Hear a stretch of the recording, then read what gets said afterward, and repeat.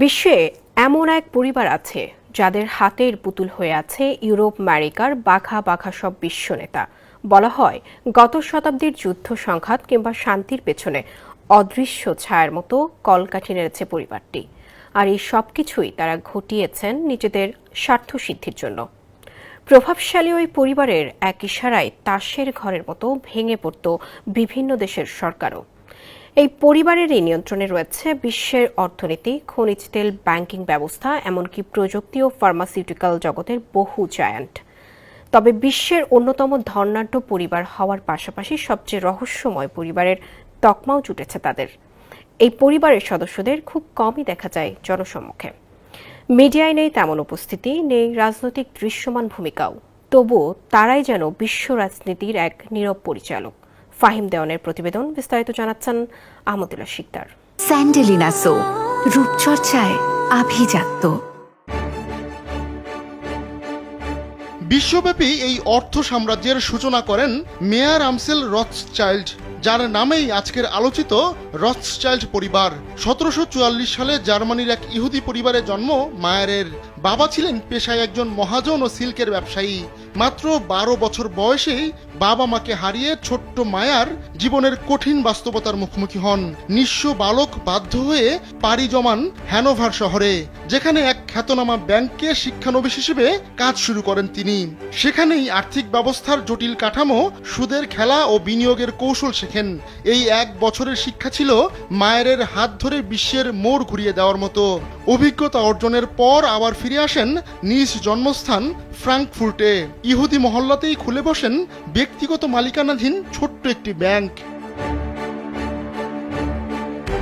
যুবক মেয়ার একদিকে যেমন ছিলেন সুদর্শন, তেমনি ছিলেন তীক্ষ্ণ বুদ্ধি, সপ্রতিভ আচরণ ও অপূর্ব ব্যক্তিত্বের অধিকারী।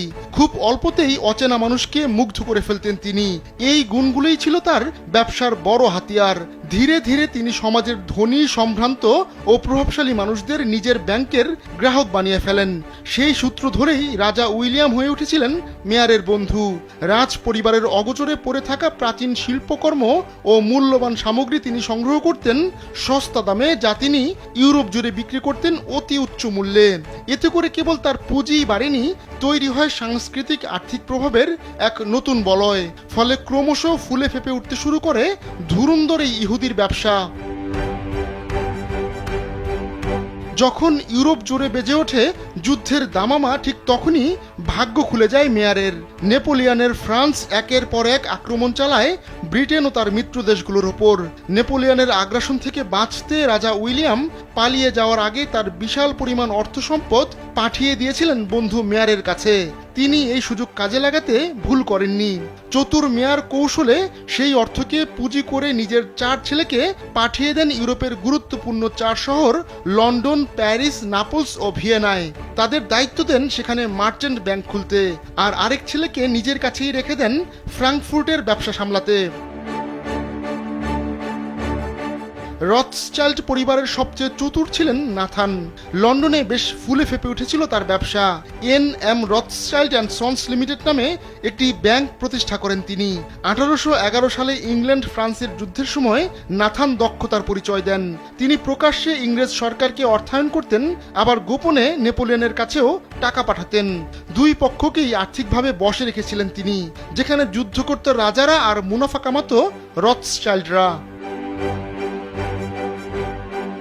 এরপর ইউরোপের বিভিন্ন দেশের সরকারকে চড়া সুদে টাকা ধার দেওয়া শুরু করেছিলেন নাথান ও তার 4 ভাই।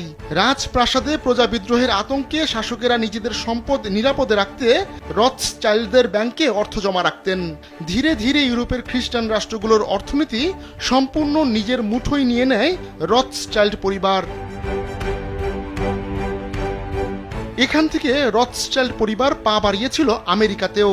তবে মার্কিন মুলুকে সুবিধা করতে না পেরে অন্তরে জ্বালা ধরে নাথানের। তাই শাস্তি হিসেবে 1812 সালে ব্রিটেন আমেরিকার যুদ্ধ বাঁধিয়ে দিয়েছিলেন অত্যন্ত সুপরিকল্পিতভাবে।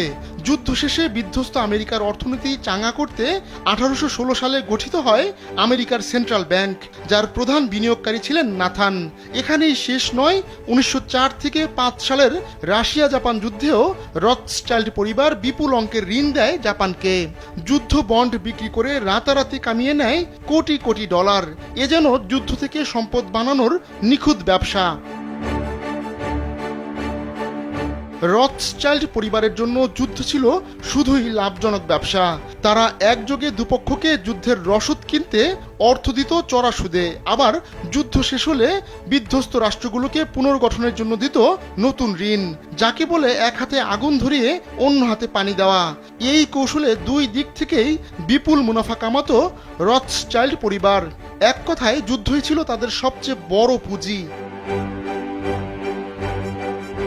এন.এম. রথসচাইল্ড অ্যান্ড সন্স ব্যবসা শুরু করার পর কেটে গেছে 200 বছর। ব্যাংকিং ব্যবসা ছাড়াও রিয়েল এস্টেট, সোনা, হীরা, জাহাজ, খনি, হোটেল সহ কয়েকশো ধরনের ব্যবসা আজও রথসচাইল্ড পরিবারের নিয়ন্ত্রণে।